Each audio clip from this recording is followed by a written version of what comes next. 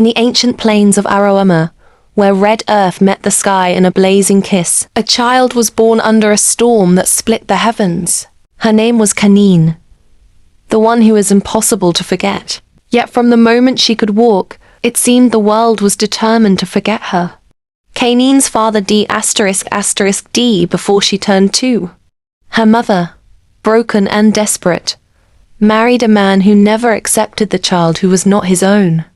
To the villagers, Canine was strange, too quiet, too observant, always wandering near the sacred forest where spirits were said to whisper. Children mocked her. Adults avoided her.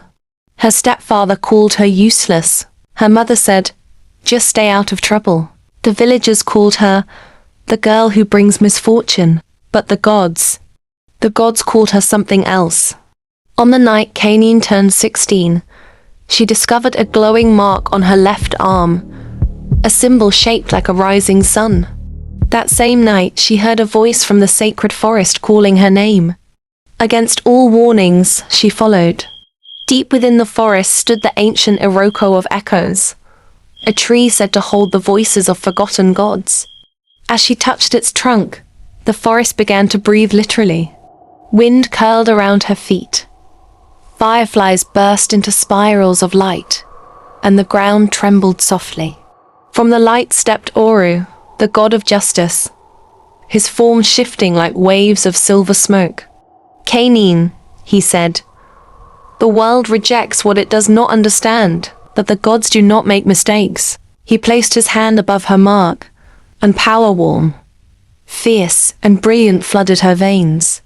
"You are chosen." The next morning, when Canine returned to the village, everything changed. A deadly plague had swept through Aroema overnight. People collapsed, burning with fever. Livestock died. Babies wailed helplessly, and the only one untouched was Canine. The same villagers who mocked her now begged for help. Even her stepfather trembled before her. But confusion racked her. What could she possibly do? Then she heard Oru's voice echo in her heart. "Use what I have given you." Guided by instinct, Canine placed her glowing palm on the forehead of a dying child. Light surged from her hand and the fever vanished. The child sat up, healed. Word spread like wildfire.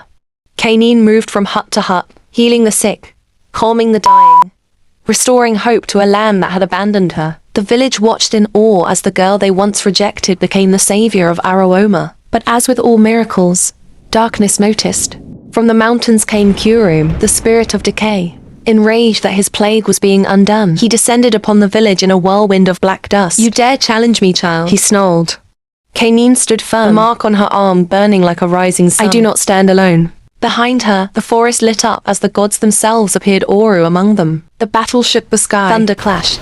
Flames roared. Shadows screamed.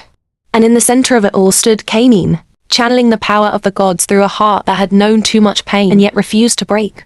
With one final burst of light, she struck Nikurun down. Peace returned. The village fell to its knees. "Canine, forgive us, bless us, lead us." But she only smiled gently. "The gods did not choose me so you would worship me.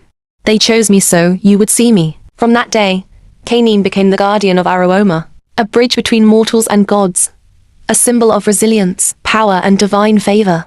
And though she was once the girl rejected by everyone, she became the woman impossible to forget.